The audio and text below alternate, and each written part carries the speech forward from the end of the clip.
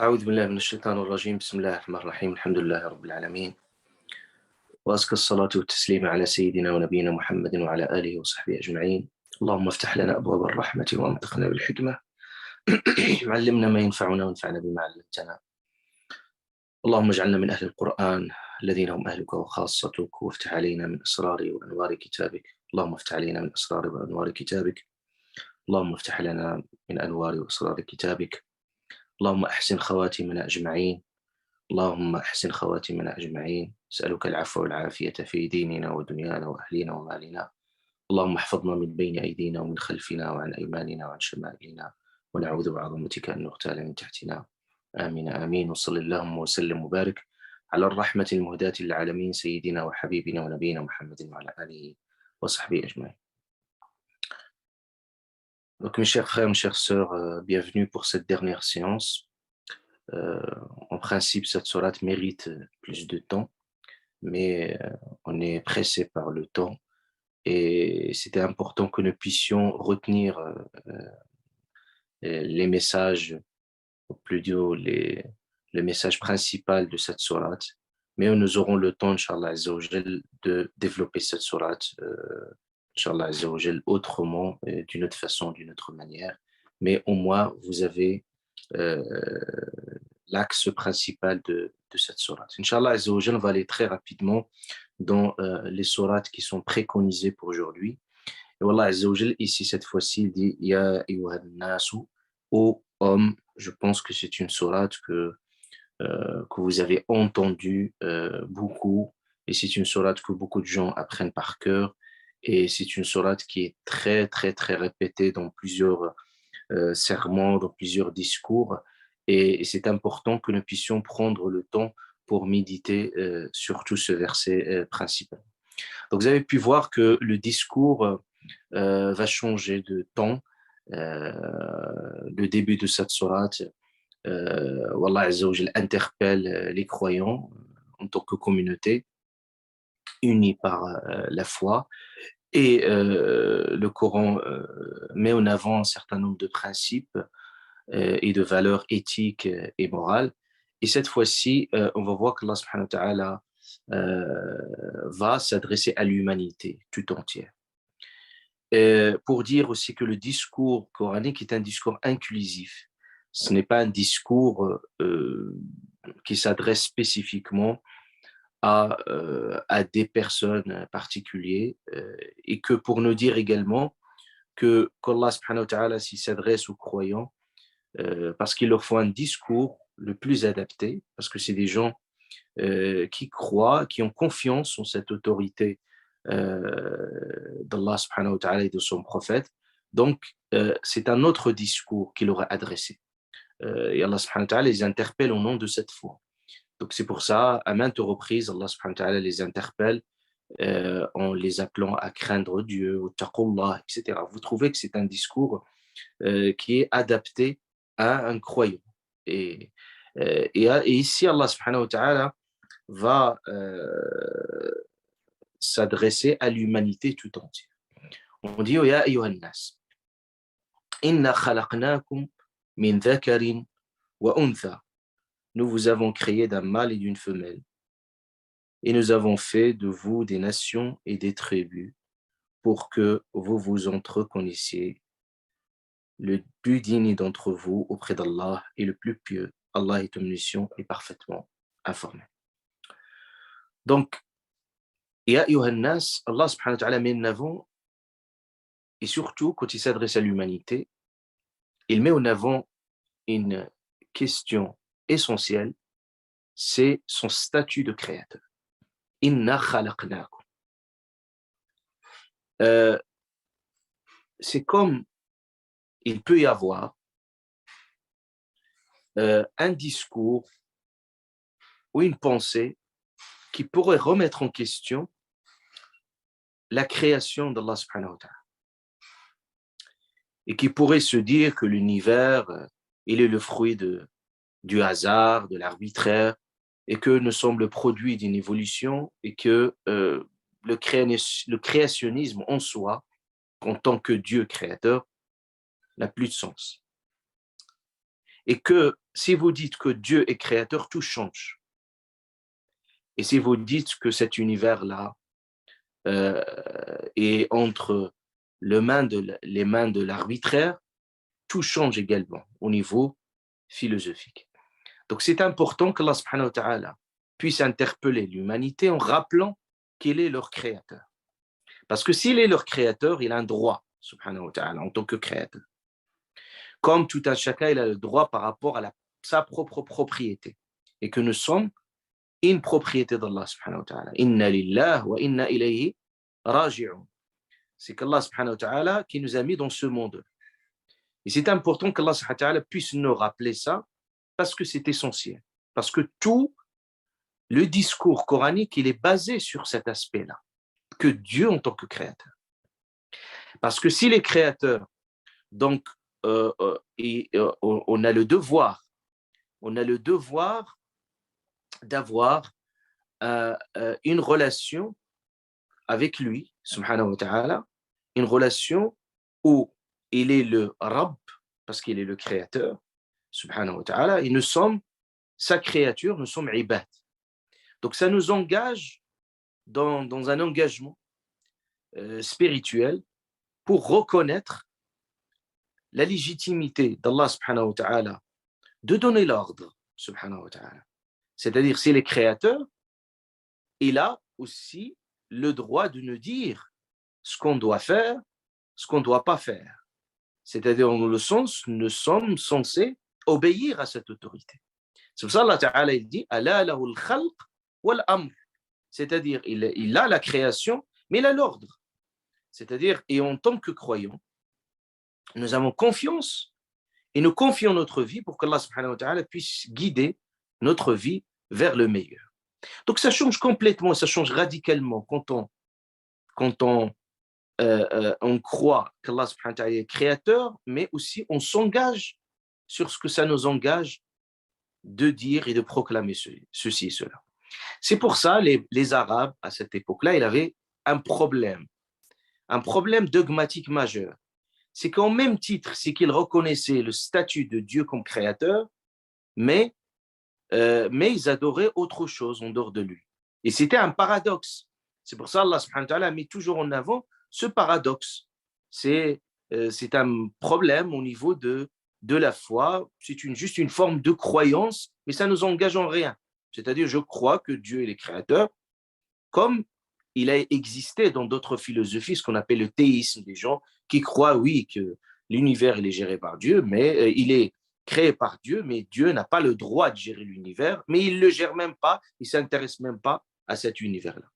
Donc c'est pour ça qu'Allah Ta'ala dit Wala in sa'altahum, si tu leur poses la question qui a créé les cieux et la terre, ils disent que Dieu. Et Allah Ta'ala dit Fa'anna tufakum, si vous dites Dieu, allez, pourquoi ne vouez pas le culte à Dieu? Pourquoi ne vous abandonnez pas dans votre relation à Dieu? Donc c'est un vrai paradoxe. Donc c'est pour ça le premier discours, le premier appel coranique dans Surat al-Baqarah, Allah Ta'ala dit Ya ayyuhan nas, s'adresse à l'humanité. D'ailleurs, le premier discours dans Surat al-Baqarah, c'est un discours pour l'humanité. Et qu'est-ce qu'il dit dans ce discours-là? Soyez attentifs. Allah Ta'ala dit Ya ayyuhan nas, a'budu rabbakum, adorez votre Seigneur. Et pourquoi l'adorer? Alladhi khalaqakum, celui qui vous a créé. Walladhina min qablikum, et ceux d'avant vous. Donc c'est très, je ferme cette parenthèse juste pour vous dire pourquoi Allah subhanahu wa ta'ala met en avant toujours qu'il a créé l'humain. Inna khalaqnakum min dhakarin wa untha. Donc Allah subhanahu wa ta'ala ici, il met en avant que l'origine de la création et qu'Allah ta'ala il a voulu qu'il ne crée à la base de cette première cellule. Et donc ce premier noyau, c'est un couple composé d'un mâle et d'une femelle. C'est-à-dire, tout l'univers est normé par cette norme qui est le couplage. Allah Ta'ala, il dit, au point, il dit, wa min kulli shay, c'est-à-dire de toute chose, nous avons créé un couple. Wa min kulli shay'in khalaqna zawjayn. Donc, il y a un mâle, il y a une femelle. Ici, il s'adresse à l'humanité particulièrement pour nous dire que la base de l'humanité et tout ce qui découle de cette humanité, c'est cette origine commune que ne descendons tous d'un couple, un homme, une femme. Et Allah subhanahu wa ta'ala, il a voulu que la norme soit le couplage pour que subhanahu wa ta'ala, il garde seul son statut de l'unique, le créateur subhanahu wa ta'ala. Parce qu'il n'a pas besoin. Nous avons vu dans Surat Al-Ikhlas, si vous revenez dans cette sourate, et nous avons bien démontré comment Allah subhanahu wa ta'ala démontre qu'il ne peut pas s'attribuer à un fils parce que tout simplement, il n'a pas de compagne. Il ne peut pas s'attribuer subhanahu wa ta'ala parce qu'il n'a pas besoin, il n'est pas tributaire d'un autre être. Alors que nous, en tant qu'humains, de par notre fragilité, l'autre qui nous complète. C'est pour ça qu'on parle d'un couple, c'est deux éléments qui sont complémentaires. Donc l'homme, il a besoin de la femme et la femme, il a besoin de l'homme. Jamais dans la conception coranique, on a cette lutte qui est purement une lutte qui s'est construite historiquement dans certains contextes culturels, que n'a pas lieu d'être d'un point de vue religieux.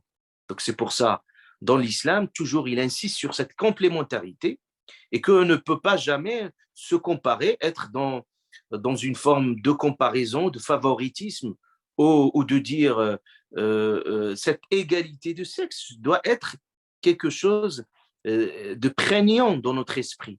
C'est-à-dire l'homme et la femme ne sont pas dans cette lutte qui fait que malheureusement les écarts peuvent être, parfois il peut y avoir des injustices dans certaines sociétés qu'il faut les abolir. D'ailleurs, le prophète, quand il est arrivé dans un contexte où finalement la femme avait peu de place, il lui a accordé toute sa place, toute sa dignité. Donc c'est pour ça que vous trouvez toujours dans le statut de la femme et de l'homme, on a le même statut de l'humain. Allah Ta'ala s'adresse à l'humain en tant qu'humain. C'est pour ça, vous ne trouvez pas ces discours soit masculins ou féminisés. Non, c'est juste la nature de la langue. La langue, quand Allah subhanahu wa ta'ala s'adresse, quand il s'adresse aux croyants, c'est naturellement, il s'adresse aux hommes et des femmes. Nous ne devrons même pas, parfois, ni se poser cette question, ni être dans le doute. Quand on a un discours qui s'adresse au masculin, cela ne signifie pas qu'on écarte le féminin. Et beaucoup de personnes tombent dans cette erreur-là. Ils croient qu'on va toujours, on ne peut pas féminiser ni la langue, ni aussi masculiniser d'autres aspects. C'est comme ça, c'est des choses. Mais ce discours-là, coranique, qui s'était construit, toujours, quand quelqu'un lit Al-Qur'an al-Karim, c'est naturellement qu'on lit le Coran, qu'on médite ou qu'Allah Ta'ala s'adresse à nous, il s'adresse à nous en tant qu'être humain avant tout. Donc quand on dit être humain avant tout, on ne doit pas regarder ces considérations qui n'ont plus lieu d'être. C'est pour ça Allah Ta'ala dit Man amila salihan, celui qui œuvre min dhakarin wa untha, c'est-à-dire un mâle et une femelle. Pourquoi il insiste? Pour nous dire que l'attitude vis-à-vis de Dieu, ce qui compte, ce n'est pas être mâle ou femelle, ce qui compte, c'est votre attitude vis-à-vis d'Allah subhanahu wa ta'ala. Donc, il n'y a même pas, on ne devrait même pas avoir lieu. Et pourquoi Allah ta'ala dit min dhakarin wa untha? Donc ça, c'est très important. Et d'ailleurs, il y avait certains, parce que c'est tout à fait naturel, il y avait même à l'époque du prophète, c'est une femme qui se plaignait du fait que pourquoi semble-t-il que les discours plutôt coraniques, plutôt masculins, ils s'adressent aux hommes. Et Allah subhanahu wa ta'ala a descendu des versets coraniques pour dire non, ce n'est pas de cette façon qu'il faut comprendre. Et Allah subhanahu wa ta'ala, pour faire plaisir à ces femmes qui veulent entendre à nos discours, Allah subhanahu wa ta'ala, il dit, quand Allah ta'ala dit le mu'minun, quand il dit les croyants, bah c'est les croyants, les croyantes. On n'a pas besoin de le spécifier. Mais Allah subhanahu wa ta'ala a envoyé des versets coraniques. Wallah azza wa jal, il dit, subhanahu wa ta'ala, il dit, Inna al-muslimina wal-muslimat, les musulmans et les musulmanes, wal-mu'minina wal-mu'minat, et c'est les croyants et les croyantes, et les croyantes, والقانتين والقانتات والصادقين والصادقات والصابرين والصابرات والخاشعين والخاشعات. Et à chaque fois, il combine entre le masculin et le féminin pour leur dire tous, vous aurez les mêmes récompenses et que auprès de Dieu, vous êtes tous pareils. Donc, خلقناكم من ذكر وأنثى. Donc, c'est très important que nous puissions comprendre que la première cellule et la famille se constituent à partir de cette base qui est un homme et une femme. Allah subhanahu wa ta'ala les a créés de natures différentes et qui partagent un socle commun et qui est lié à certaines spécificités. L'homme et la femme ont certaines spécificités, mais ils partagent les mêmes, cette même, cette même nature de l'humain en tant qu'être humain. Il dit Allah subhanahu wa ta'ala, khalaqnakum min dhakarin wa untha. Et à partir de ce couple qui est Adam, wa Hawa et Ève, notre père et notre mère, Allah ta'ala, il dit wa ja'alnakum shu'uban wa qaba'il. À partir du premier couple, il y a d'autres couples qui vont se constituer, d'autres couples, etc. Donc jusqu'au, comme Allah ta'ala dit, wa batha fihima rijalan kathiran wa nisaa. Sur terre, Allah subhanahu wa ta'ala, il a réparti tout ce monde. Et vous imaginez, à travers le couplage, donc il y a une reproduction, donc ce qui fait que on ne peut plus compter ces êtres humains. Donc on a un nombre indénombrable qui a commencé par un seul couple, qui est Adam, alayhi salam. Et puis, il y avait des règles d'exception au début, c'est tout à fait normal, par rapport à l'inceste, parce qu'il fallait que l'un des fils d'Adam se marie avec sa sœur, c'était tout à fait normal au début, et après, l'inceste il sera interdit, bien entendu, mais c'était une exception pour pouvoir laisser la reproduction et laisser toute l'humanité s'étaler jusqu'aujourd'hui, jusqu'à la fin du temps. Donc Allah Ta'ala dit وَبَثَّ فِيهِمَا رِجَالًا وَذَرَأَكُمْ. Regardez Allah subhanahu wa ta'ala, il donne l'image ذَرَأَكُمْ fil ard, c'est au sens, c'est comme une petite graine que vous voulez pousser et puis ça pousse partout. Ben, la même chose, l'humanité, ça pousse partout. Donc ce qui fait qu'il y avait certains êtres humains, donc certains vont habiter des montagnes, les autres ils vont habiter les mers, à côté des mers, d'autres ils vont habiter le désert, d'autres ils vont fréquenter d'autres lieux. Donc ce qui fait, c'est à ce moment-là, on va passer de la nature à la culture. Donc il y a des petits groupements, des individus qui vont se constituer. Il y a une forme de code de communication, des codes culturels, des rites, etc. Vous pouvez revenir à l'anthropologie qui étudie ces phénomènes. Donc ça va nous donner naissance naturellement à des regroupements humains qui va donner naissance à des nations par la suite, des peuples. Allah Ta'ala, il a fait de vous des peuples. C'est Allah Ta'ala qui l'a fait de nous des peuples. Donc il a voulu que Allah Subhanahu wa Ta'ala, que les êtres humains, il n'y a pas un clonage, au sens que tous les êtres humains se ressemblent. Ce n'est plus possible. Parce qu'Allah Ta'ala, il a voulu cette diversité dans l'univers, une diversité anthropologique, une diversité dans tous les êtres. Vous voyez juste ce qui fait que cette diversité devient une forme de richesse dans l'univers. Donc Allah subhanahu wa ta'ala a créé ومن آياته خلق السماوات والأرض واختلاف ألسنتكم وألوانكم. La diversité au niveau, Allah Ta'ala met en avant ces ayats, ces signes de Dieu. Et parmi ces signes, c'est qu'il dit اختلاف ألسنتكم وألوانكم. Il parle de cette diversité, cette différence au niveau des langues.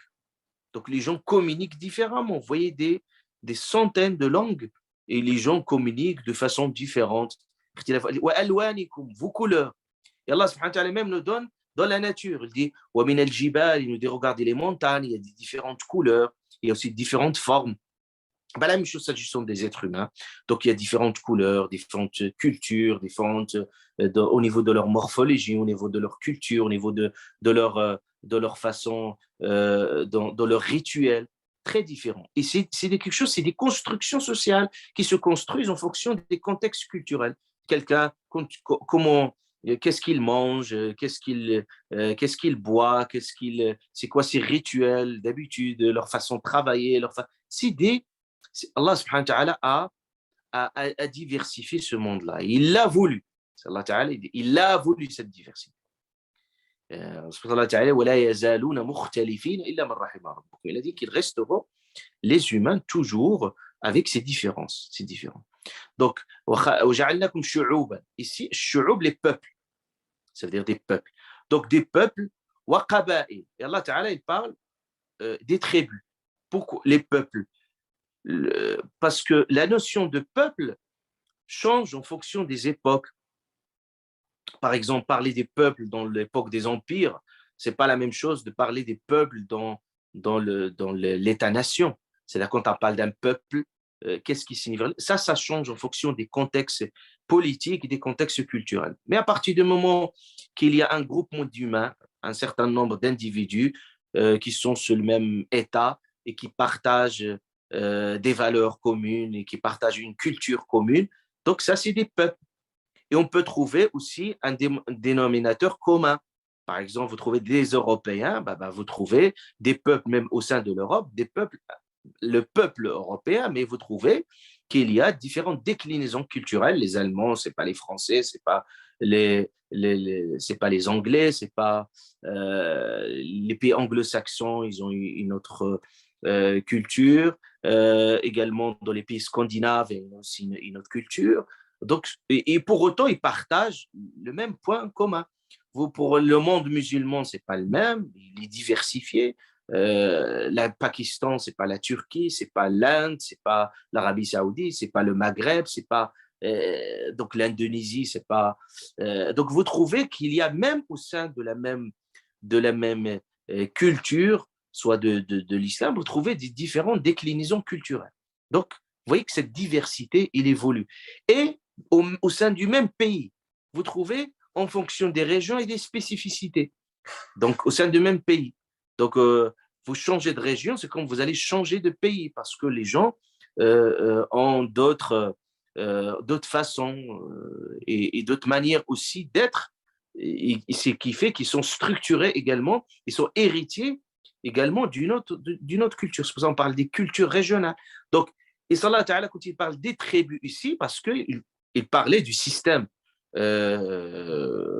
c'est-à-dire le système qui a structuré la pensée arabe, qui est le tribalisme, c'est-à-dire à savoir des tribus avec un leader, etc. Mais aujourd'hui, avec l'État-nation, tout ça a disparu, même s'il reste un peu quelques résidus culturels dans le Moyen-Orient, mais ça n'empêche que aujourd'hui, on parle de la citoyenneté, on parle également de l'État-nation. Donc, les choses, ils ont complètement changé. Mais ça n'empêche la notion de tribu, et c'est juste que dire, au sein du même peuple, il y a différentes aussi sous-cultures, si on puisse dire. Donc, Allah subhanahu wa ta'ala dit وَجَعَلْنَكُمْ شُعُوبًا وَقَبَائِلَ. Donc, Allah ta'ala, il a voulu cela. Donc, le fait qu'il y a des nationalités, qu'il y a différentes nationalités, différentes cultures, c'est une richesse en soi. Et Allah Ta'ala, il dit, pourquoi tout cela? Pourquoi Allah Ta'ala, il a voulu tout cela? Il dit, l'ita'arafu, c'est l'entreconnaissance. C'est parce que les gens euh, ignorent, ils ont peur toujours de l'inconnu. Et c'est pour ça qu'on dit nasu a'da ou ma jahilu, c'est-à-dire tout ce qui est inconnu, par définition, on se méfie. On se méfie de l'inconnu. C'est-à-dire, on a plus de tendance à faire confiance à celui qui nous ressemble que celui qui est différent.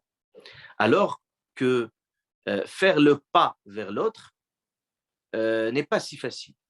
Donc, c'est pour ça, ici, Allah subhanahu wa ta'ala parle du moyen qui va, et du ciment qui va mettre le lien entre les nations et les peuples, c'est ce biais de l'entreconnaissance.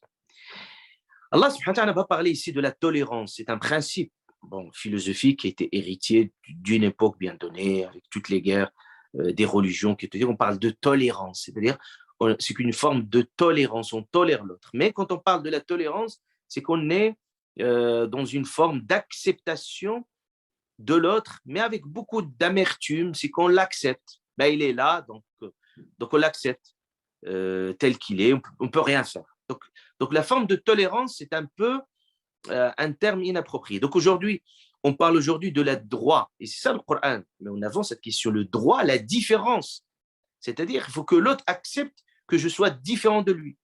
Le droit à la différence et l'indifférence, que tu sois aussi indifférent par rapport à ma différence. Tu m'acceptes avec ma culture.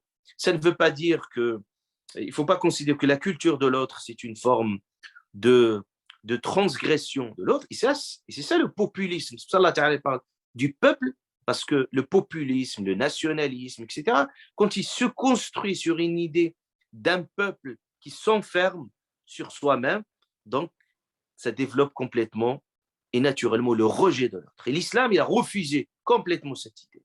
L'islam, depuis ses débuts, il a brisé toutes ces barrières linguistiques, les barrières de couleur. Sur ça, on avait le premier mot, adzin, on met un noir, et c'était un esclave pour envoyer un message fort que l'islam, il est venu mettre tous les gens au même pied d'égalité. C'est-à-dire, on ne doit pas regarder sa couleur de peau, on ne doit pas regarder son sexe, on ne doit pas regarder sa richesse, sa notoriété, sa réputation. Tout cela n'a plus de sens. C'est pour ça qu'Allah Ta'ala va insister dans ce verset. Il dit Inna akramakum, le plus digne d'entre vous, indallah, auprès de Dieu. Et Allah insiste.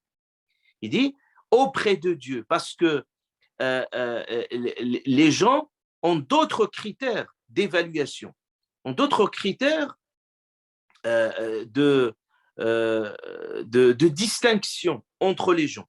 Parfois, c'est des critères arbitraires qui sont construits culturellement. Donc, parfois, dans la même société, on voit qu'il y a des stratifications sociales en fonction de certains critères qui sont complètement arbitraires et qui changent en fonction des contextes culturels.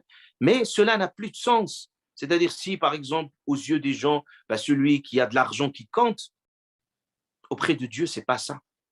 Ça n'a pas de valeur. Pour certaines sociétés, si quelqu'un il a une autre couleur, on le regarde avec beaucoup de méfiance, ou quelqu'un il a une autre culture. Donc, c'est des critères qui sont construits. Ou celui qui travaille pas, un chômeur, etc., on le regarde. Il y a des formes de stigmatisation dans certaines formes de société qui fait que certains individus qui sont mis à la marge, qui ne sont pas considérés comme il se doit. Donc, l'islam, il est venu abolir cela. Dire, non, quand vous entrez dans une mosquée, vous n'allez pas poser la question, celui à vos côtés, il est riche, il est ministre, ou il a un tel statut professionnel, il est père, mère, peu importe ces considérations, n'ont plus de sens. Donc, vous êtes tous au même pied d'égalité, c'est-à-dire tout le monde. C'est-à-dire, le prophète a annoncé ça clairement, il dit « Kullukum li Adam » vous êtes tous venant d'Adam. Il parle de l'humanité. Vous venez tous de Adam. Et Adam, c'est quoi? Min turab.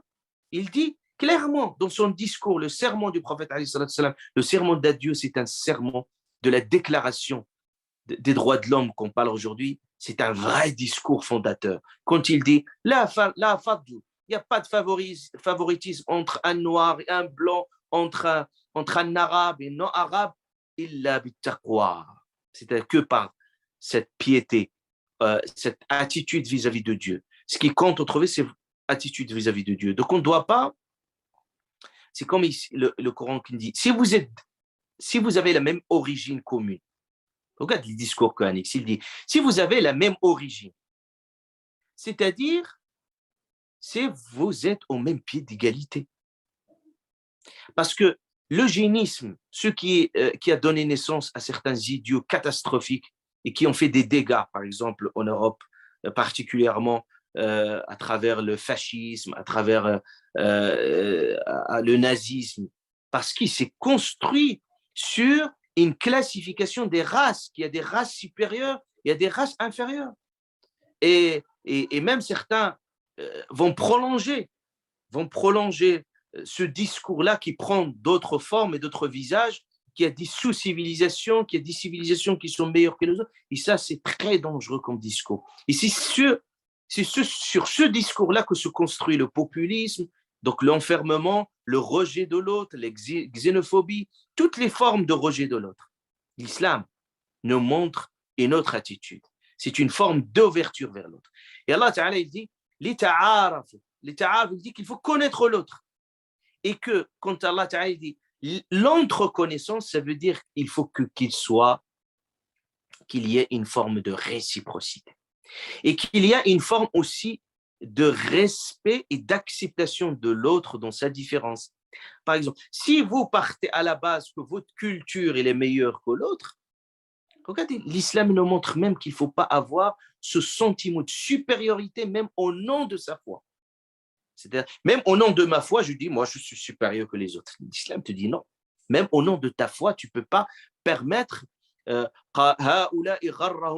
c'est-à-dire des gens qui sont pris dans un orgueil parce que je suis sûr. Non, on n'a pas cette attitude de supériorité par rapport à l'autre. Non, l'autre, on le respecte en tant qu'individu, dans cette dignité. Parce que Allah Ta'ala dit, Allah subhanahu wa ta'ala a accordé une dignité à l'être humain. Karramna bani Adam. Donc l'être humain doit être respecté, mort et vivant. C'est pour ça même, le respecter de cette dignité, tout ce que cette sourate-là, vous avez vu par le passé, dans les versets précédents, Allah subhanahu wa ta'ala, il parle de l'intégrité physique, psychologique de l'individu. Inna dima'akum wa amwalakum wa a'radakum alaykum haram. Il vous est tous interdit. Le prophète dit, dima, le sang de l'autre.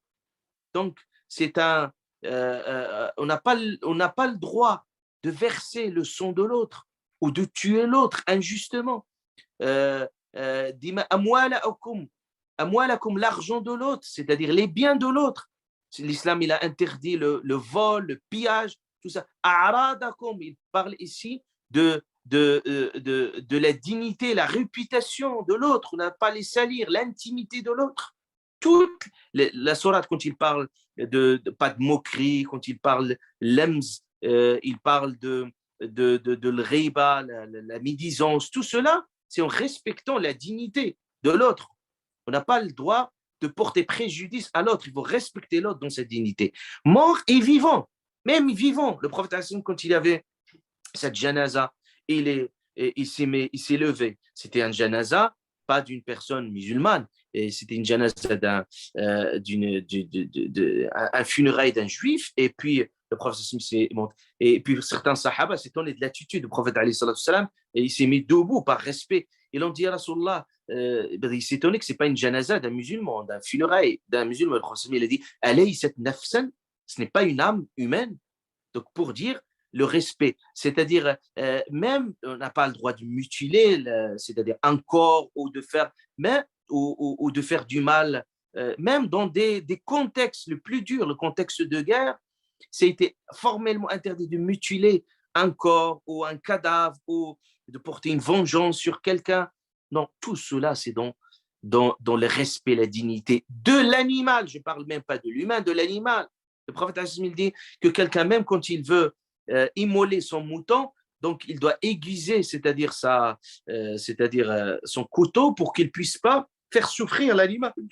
Et il n'a pas le droit de le faire à côté d'un autre animal, parce que l'autre, s'il souffre, en respectant même l'animal et de sa dignité, même dans notre façon de...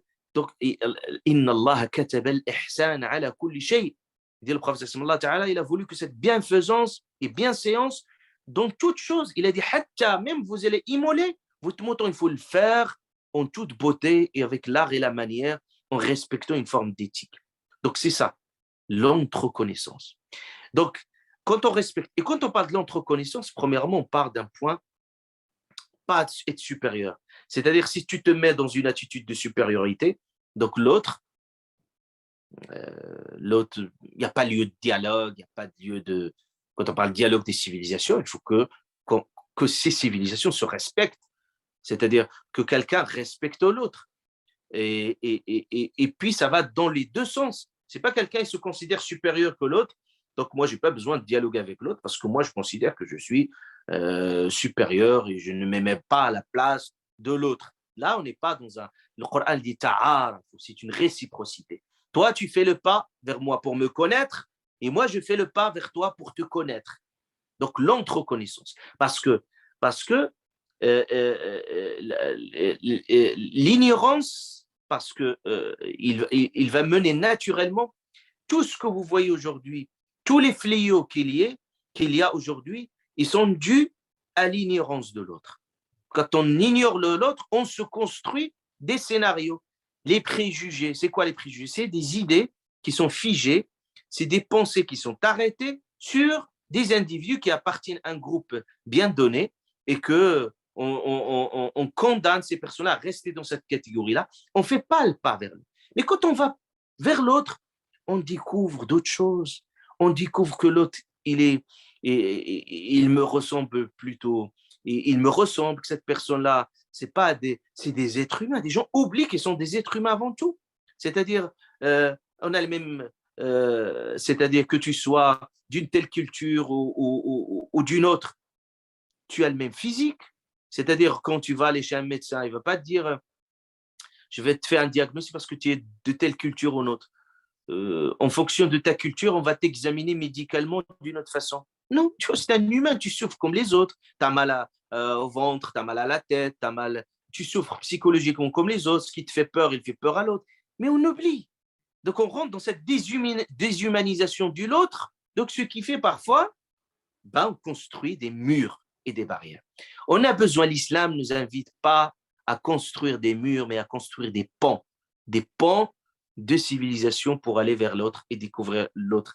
Donc, le musulman ne doit pas avoir, et jamais il aura un problème avec l'autre. Toujours dans le respect. Lakum dinukum waliyadin. Au pire, c'est-à-dire, moi j'ai ma religion, vous avez la mienne.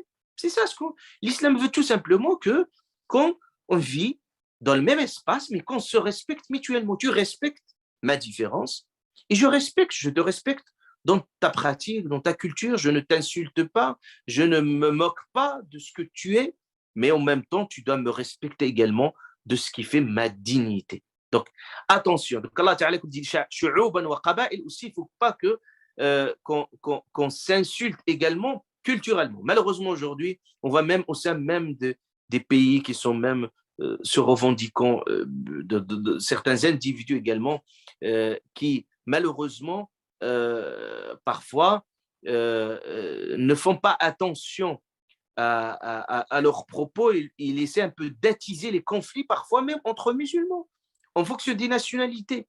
Voilà, lui, il est telle nationalité, et parfois pour des considérations absurdes. Un match de foot, ça fait diviser des gens en fonction des nationalités, en fonction des frontières qui n'ont plus de sens, alors qu'ils partagent la même religion, ils partagent la même culture, ils partagent plein de choses, alors qu'on construit des préjugés sur les autres, et parfois au sein du même pays, en fonction des régions, là où vous habitez. Ça, c'est des choses qu'il faut complètement les bannir. Ils ne devraient plus lieu d'être, bien entendu, dans notre façon d'être. Donc, donc attention, parfois il y a un certain discours de haine entre les peuples. Oui, ce peuple, il est comme ça, ils sont comme ceci, ils sont comme cela. Oui, certaines régions, certains édicts. Jamais on tombe dans la généralisation, jamais on tombe dans la stigmatisation de l'autre, le respect de cette personne-là et de cette dignité. C'est pour ça Allah subhanahu wa ta'ala, il nous dit dans ce verset coranique fondateur, Inna akramakum indallahi atqakum, le plus digne d'entre vous auprès d'Allah est le plus pieux. Allah est omniscient et parfaitement informé, subhanahu wa ta'ala. Allah alim, khabir, subhanahu wa ta'ala. Pourquoi atqakum? Atqakum, c'est la piété. Et la piété, siège où? C'est au niveau de notre cœur. Et notre cœur, c'est une zone interdite d'accès. Personne ne pourrait savoir ce qu'il y a dans le cœur des humains. Donc attention, ne pas se fier aux apparences, ne pas se permettre de juger les autres, parce que finalement la piété, il habite le cœur que seul le parfaitement connaisseur, Allah subhanahu wa ta'ala, qui connaît. C'est pour ça Allah ta'ala a mis en avant Allah alim, alim, il est omniscient, khabir, parfaitement informé, subhanahu wa ta'ala. Donc on ne saurait jamais dire que je suis ou l'autre il est meilleur que l'autre. Ça, c'est auprès de Dieu. Et personne n'a le monopole et personne n'a le droit de distinguer les gens en fonction de ces critères. Voilà. Donc je finis avec ce verset. Après, Allah subhanahu wa ta'ala, il dit قالت الأعراب. Il parle des Bédouins. Ici, il va les nommer spécifiquement. Souvenez-vous, au début de cette sourate-là, il ne les a pas nommés explicitement, il a parlé de certaines attitudes. voyez que c'était certains bédouins qui venaient interpeller le prophète derrière les appartements au moment de sieste, qui n'avaient pas de respect, mais il n'a pas parlé de bédouins en soi. Il a dit juste aktharuhum la ya'qilun. Il a dit c'est des gens qui ne raisonnent pas, et il a dit ils auraient dû attendre, mais bon, et Allah subhanahu wa ta'ala, c'est comme il lui dit qu'il faut accepter cette attitude. Donc il peut y avoir parfois certaines attitudes qui sont contraires à une forme d'éthique, et Allah subhanahu wa ta'ala ici va les spécifier. Il dit qalatil a'rab. Arab, c'est les bédouins. Qalatil a'rab aman. Donc en fait, ils ont dit nous avons cru en Allah. Et puis le fait qu'ils disent nous avons cru en Allah subhanahu wa ta'ala, ils ne l'ont pas dit juste parce que dans les versets coraniques qui va suivre, on va voir que ces personnes-là, ils sont dans une forme de prétention. Donc, c'est une prétention de la foi. Ça existait chez les Bédouins et ça existe jusqu'au jour d'aujourd'hui, jusqu'à la fin du temps. Des gens qui sont dans une forme de prétention. Et puis le prétendu croyant, les prétendus savants, les prétendus, il n'y en a que ça aujourd'hui, malheureusement. Donc, les gens qui sont dans le vrai, les gens les plus authentiques au niveau de leur foi, au niveau de leur connaissance, au niveau de leur savoir, il y en a peu et très peu encore. Donc Allah subhanahu wa ta'ala parle de cette prétention. Nous avons cru en Allah. Et Allah subhanahu wa ta'ala corrige ici pour leur dire attention. Non, vous n'êtes pas encore croyants. Donc en fait, vous savez ici, il leur dit, vous n'êtes pas encore croyants. Dites plutôt que nous sommes soumis ici, nous sommes musulmans au sens de l'islam. Car la foi n'a pas encore pénétré vos cœurs. Ici, ce verset coranique, il met en avant une forme de prétention et il brise un tabou. C'est qu'il nous dit en fait, attention à la foi de l'apparence. C'est quoi l'apparence? Parce qu'il le dit, dites que nous sommes musulmans, au sens aslamna. Et la différence entre la foi et l'islam, c'est les signes extérieurs. En fait. Donc, les signes extérieurs de ce que c'est que la manifestation d'une foi. Mais en fait, les signes extérieurs d'une foi ne disent rien sur le sens profond de la foi.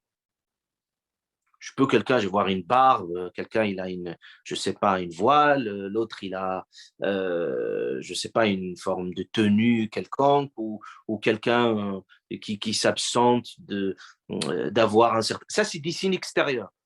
Mais est-ce que ces signes extérieurs sont forcément le reflet de la nature même de la foi? Non, non. Donc, c'est comme. Et d'ailleurs, dans beaucoup de gens, d'ailleurs, il y a deux paradoxes. Il y a ce paradoxe-là. Il y a un autre paradoxe où il y a des gens, quand tu leur dis, appliquez-vous, voilà, la foi est une exigence. Appliquez-vous à mettre en pratique telle pratique spirituelle ou autre. Ils disent que c'est la foi est dans le cœur. C'est les deux attitudes qu'il faut corriger. L'attitude qui s'intéresse trop à l'extériorité au détriment de l'intériorité, ou l'autre attitude qui prétend avoir une forme de foi illusoire, il dit que la foi est dans le cœur. Ne me jugez pas, la foi est dans le cœur. J'aimais bien cette réponse de l'un des sages. Il a dit, en fait, dire que ne pas pratiquer, dire que la foi est dans le cœur, c'est comme quelqu'un qui vient à l'examen et il compose rien, il laisse la feuille blanche, il dit que tout est dans la tête. Ça n'a pas de sens. Ça veut dire, s'il y a une foi, il faut que ça se concrétise, ça se manifeste. Donc, Allah subhanahu wa ta'ala dit, il dit que c'est que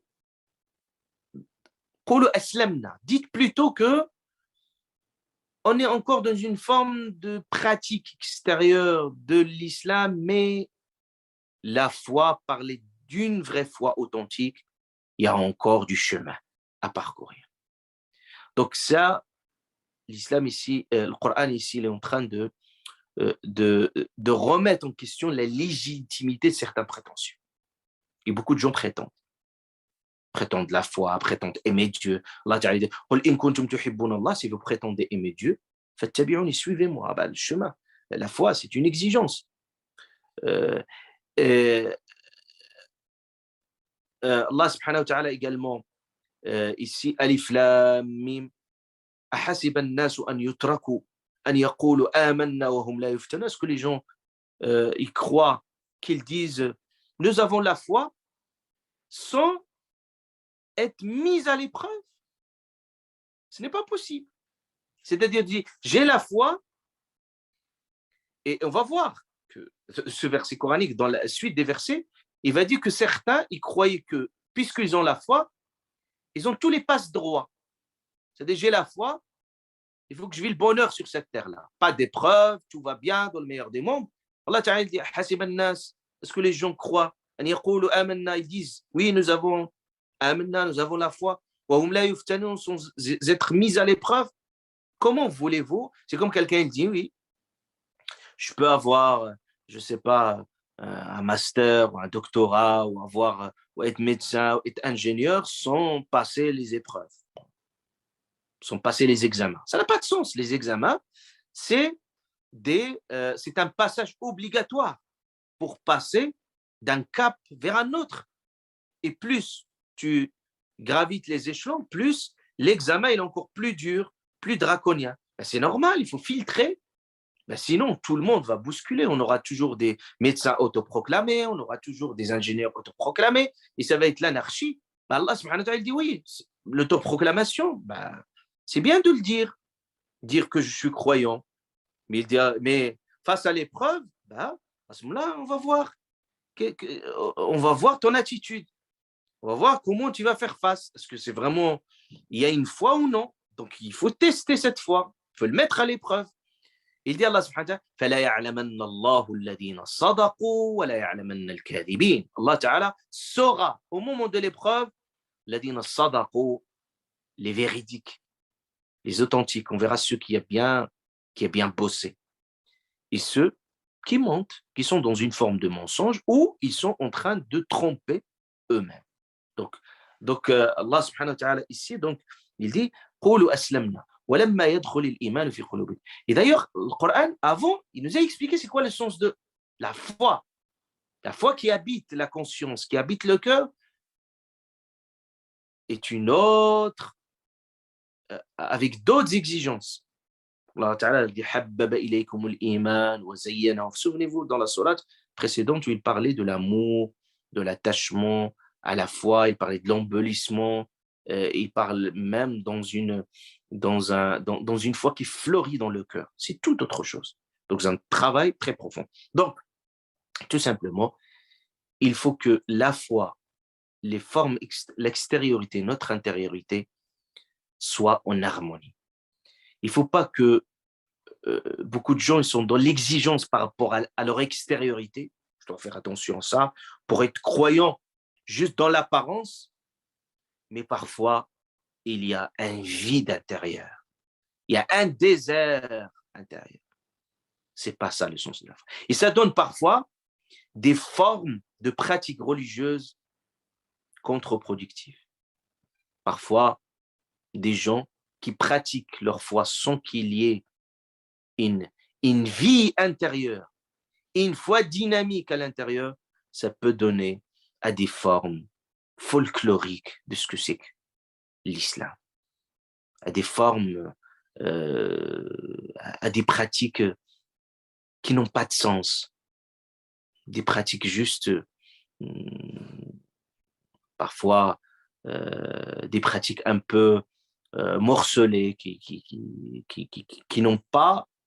ne sont pas nourries par cette foi intérieure. Donc, la foi est essentielle, et pour nous dire, Allah subhanahu wa ta'ala dit dans ce verset coranique. Et Allah subhanahu wa ta'ala dit, voilà. Heureusement, il n'a pas fermé la porte, il a dit, il n'a pas encore pénétré. Ça veut dire, il y a encore du chemin. Mais la foi peut arriver à ce stade où il pénètre. Parce que si la foi pénètre le cœur, il habite complètement le cœur, ça change complètement, radicalement les choses. Donc, et le prophète a donné la priorité des priorités, c'était construire la foi. Avant, le Coran même construisait la foi des gens. Parce qu'aujourd'hui, la grande problématique, c'est que les gens ne travaillent pas à leur intériorité. La foi n'est pas encore construite. C'est la base des bases. Parce que tout votre islam va se fonder sur cette fondation qui est la foi. Si cette fondation elle est fragile, donc il ne peut pas tenir une construction de l'islam avec des piliers. Les piliers, il faut les construire sur déjà une base. Si une base, si vous avez une terre sismique qui bouge tout le temps, et vous n'avez pas une terre bien stabilisée, il faut stabiliser déjà la terre pour pouvoir construire.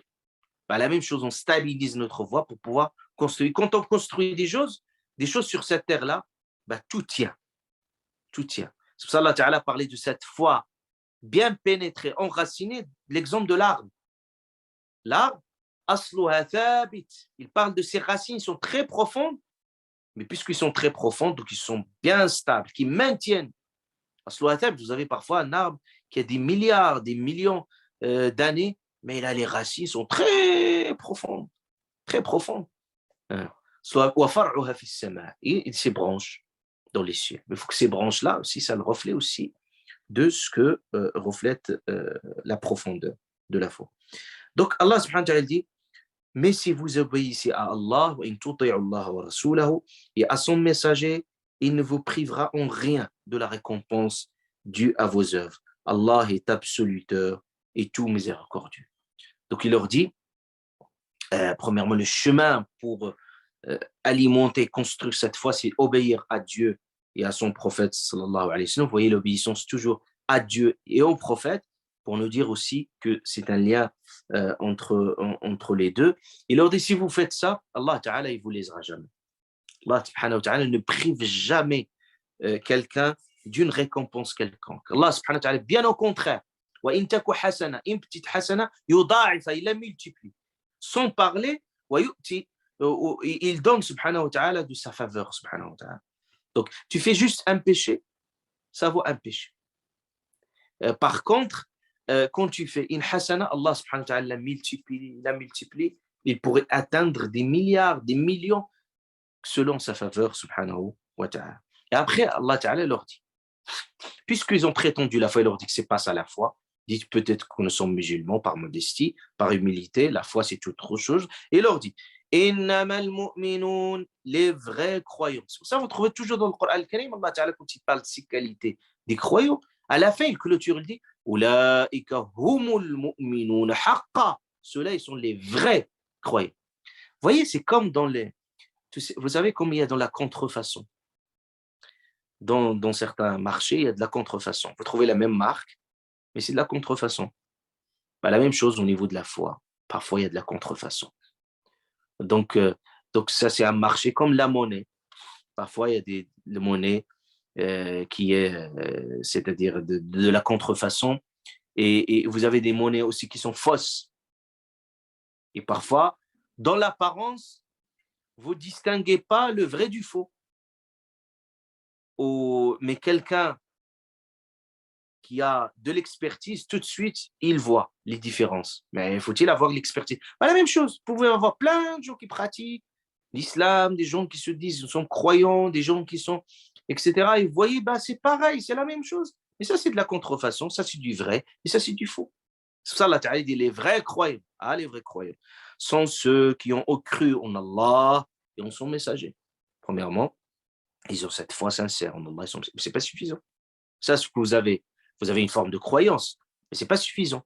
Eux, ils ont prétendu être croyants parce que tout simplement, ils ont dit, oui, on croit en Dieu, son messager, mais c'est pas suffisant. Regardez l'exigence, il dit. Et puis, ils n'ont jamais été tentés par le doute.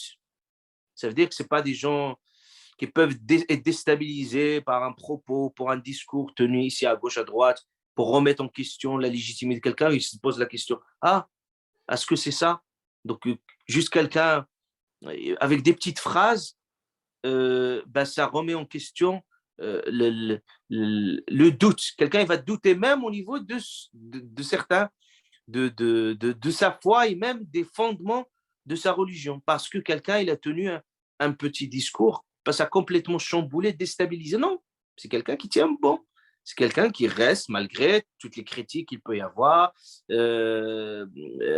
toutes les campagnes qu'il peut y avoir pour le déstabiliser par rapport, mais ça reste le même, je tiens bon. C'est pas parce que certains critiquent, par exemple, le hijab ou le foulard, parce que je me permets de dire que ce n'est pas une prescription religieuse. C'est-à-dire, je veux dire que je n'arriverai pas à appliquer une telle prescription, mais je ne tiens pas un discours pour légitimer une forme de discours qui est dominant pour me permettre, non, non, je ne dois pas me déstabiliser, ni être dans le doute par rapport à quelque chose que j'y crois. Ce n'est pas parce que demain on dit que le jeûne, ce n'est pas bien, ou est-ce qu'il y a des choses qui apparaissent que dois me douter d'une prescription religieuse qu'Allah subhanahu wa ta'ala m'a prescrit. Donc je reste sur ma position. Ils n'ont pas été tentés par le doute.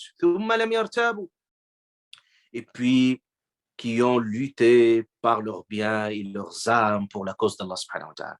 Ça veut dire qu'ils sont dans une forme de persévérance, ici au sens de l'effort, le djihad au sens de l'effort, par son argent, le fait de donner son argent, de partager ce bien, d'être au service des orphelins, de la femme veuve, la valeur de celui qui est au service d'une femme veuve, des orphelins, c'est comme le degré de ça, c'est quelqu'un qui jeûne toute l'année, quelqu'un qui fait les prières, qui veille toute la nuit. Donc son argent, il utilise son argent, son âme au sens, le don entier de soi, tout ce qui peut satisfaire Allah subhanahu wa ta'ala, tout ce qui pourrait être dans la cause d'Allah azza wa jal. Il dit, cela les croyants sincères. Il dit, pour aussi mettre en avant une dimension essentielle dans la foi, c'est la sincérité, l'authenticité. Ce n'est pas dans le faux, ce n'est pas des gens qui disent le contraire de ce qu'ils, ou qui font le contraire de ce qu'ils croient, mais c'est des gens qui sont dans une forme de transparence et d'authenticité au niveau de la foi. Et après, Allah subhanahu wa ta'ala dit,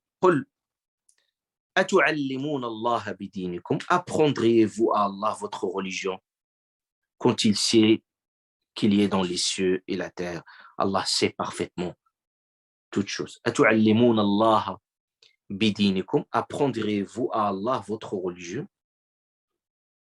Et parfois, il y a des gens qui sont dans cette attitude. Au lieu, ils vont enseigner à des gens, par exemple, un imam ou un professeur, ou un cheikh, etc., qui leur dit faites ceci, ne faites pas cela, il leur enseigne, il leur montre des choses qu'il faut faire, ce qu'il ne faut pas faire, etc., de ce qu'Allah subhanahu wa ta'ala demande de faire, de ne pas faire. Et puis, il y a des gens qui sont dans une attitude une forme de prétention au point que tu te dis qui est le prof, qui est l'élève. Donc, Allah Ta'ala dit, est-ce que ici vous allez apprendre à Allah votre religion?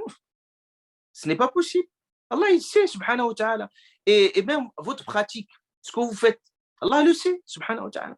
Il sait ce qu'il vous a demandé, il sait ce que, s'il vous a dit que ce n'est pas la foi, c'est que Allah Ta'ala sait ce qui est dans les cieux et sur la terre. Rien qui lui échappe, subhanahu wa ta'ala. Allah sait parfaitement toutes choses. Allah subhanahu wa ta'ala sait toutes choses. Et après, Allah Azza wa Jal, il parle, toujours dans la même attitude de ces gens-là. Regarde, la première attitude, c'est une forme de prétention, et là, c'est encore pire. Et voilà, qu'est-ce qu'il dit? Il se targue devant toi de s'être converti à l'islam. Ah, nous sommes des musulmans. Ça veut dire qu'on a les droits des passe-droits. Ça veut dire que nous sommes là, donc ils sont venus chez le prophète.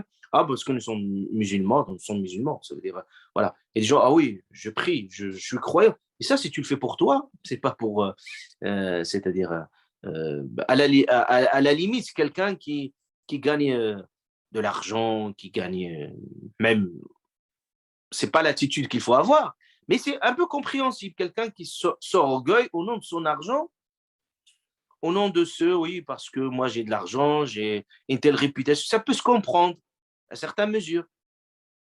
Mais par contre, s'orgueillir pour dire que j'ai la foi et que je suis musulman, ça n'a pas de sens. Donc il dit Allah subhanahu wa ta'ala, il se targue devant toi. يمنون عليك أن أسلموا. Il dit Allah subhanahu wa ta'ala, قل لا تمنوا علي إسلامكم. Ne vous targuez pas devant moi de cette conversion à l'islam comme si c'était une faveur de votre part. Il y a des gens qui sont dans cette attitude. Parce qu'il est musulman, c'est comme il y a une forme de faveur. C'est comme il a fait quelque chose, il a fait des miracles. Et là, c'est pas l'attitude qu'il faut avoir, c'est-à-dire c'est la faveur d'Allah subhanahu wa ta'ala. Si Allah subhanahu wa ta'ala, s'il y a une vraie faveur, c'est Allah subhanahu wa ta'ala. Et qu'il ne le fait pas subhanahu wa ta'ala. Est-ce qu'Allah azza wa jalla, il nous guide vers la foi? Mais est-ce qu'il ne dit toujours, ah, je vous ai guidé, je vous ai fait ça? Donc cette attitude de l'men, c'est une attitude très dangereuse, sur tous les niveaux. Quand tu as fait quelque chose, mais c'est un bien, tu l'as fait pour les autres. Moi, j'ai fait, c'est moi qui a fait ça, c'est moi qui ai construit, c'est moi qui a bâti, c'est moi. C'est toi si tu as fait tout ça. Ben, si tu l'as fait pour Allah subhanahu wa ta'ala, si tu l'as fait pour autre chose, là, c'est tout autre, ça n'a pas de sens, ça n'a pas de goût. Vous faites ces choses-là pour Allah subhanahu wa ta'ala, faites pour Allah. Et point final, on oublie. On a fait tout cela pour Allah subhanahu wa ta'ala, on passe à autre chose. Donc ces gens-là, aslamna, je suis musulman, j'ai fait ça. Donc Allah subhanahu wa ta'ala il dit, balillahu yamunnu alaykum. C'est une faveur qu'Allah vous a dispensée, lui qui vous a montré le chemin vers la foi, si tant que vous soyez sincère. C'est Allah subhanahu wa ta'ala yamunnu alaykum an hadakum. C'est lui qui vous a guidé vers la foi, subhanahu wa ta'ala. Donc Allah, il finit Allah subhanahu wa ta'ala en disant, donc je finis, Inch'Allah subhanahu wa ta'ala, Allah connaît le mystère des cieux et de la terre. Allah voit clairement tout ce que vous faites. Parce que Allah subhanahu wa ta'ala, à la fin, il clôture ça pour nous mettre en perspective et pour que nous n'oublions jamais ça. C'est que nous sommes face à Allah subhanahu wa ta'ala. Et ça, face à Allah, il n'y a pas de démagogie. Face à Allah, ça ne sert à rien de mentir. Face à Allah, ça ne sert à rien de faire des faux semblants. Face à Allah ta'ala, ça ne sert à rien de faire du leurre, de tromperie, du maquillage. Ça ne sert à rien tout cela. Pourquoi? Parce qu'Allah ta'ala connaît les mystères des cieux et de la terre. Et Allah voit clairement tout ce que vous faites. Subhanahu wa ta'ala. سبحانك اللهم وبحمدك أشهد أن لا إله إلا أنت أستغفرك وأتوب إليك سبحان ربك رب العزة عما يصفون وسلام على المرسلين الحمد لله remercions Allah subhanahu wa ta'ala qu'on a pu terminer cette sourate Al-Hujurat Inch'Allah alhamdulillah الذي هدانا لهذا الحمد لله nous disons alhamdulillah louange Allah qui nous a guidés vers ça وما كنا لنهتدي et nous ne pouvons pas être guidés vers ça إلا وما كنا لنهتدي لولا أن هدانا الله. Si ce n'est pas Allah qui nous a guidés vers cela, on ne pourrait pas le faire, on ne peut pas se réunir. Et ce n'est pas par notre faveur. Si Allah Ta'ala nous a voulu du bien, c'est qu'il nous a réunis tous ensemble, Inch'Allah subhanahu wa ta'ala, qui nous a permis de clôturer cette sourate Al-Hujurat et qui serait, Inch'Allah Ta'ala, pour nous, une constitution de l'éthique et de la moralité. Nous avons plus une responsabilité maintenant parce que nous connaissons la sourate. Avant, maintenant, et nous avons le devoir de connaître cette sourate-là. Ça ne veut pas que les gens qui n'ont pas étudié cette sourate ne sont pas... Ils sont responsables de par leur ignorance parce qu'ils veulent apprendre. Mais nous devons apprendre ça, nous devons, Inch'Allah, faire l'effort et à chaque fois, cette sourate doit être notre boussole. Et à chaque fois qu'on se rappelle de cette sourate, pour, Inch'Allah, ça nous donne toujours de la force et ça nous permet toujours de nous corriger, de nous repentir s'il y a des maladies, parce que là, il scanne un certain nombre de défauts et de maladies et qu'on doit se corriger à l'an de ce miroir coranique qui est sourate Al-Hujurat. Subhana rabbika rabbil izzati amma yasifun wa salamun ala al-mursalin.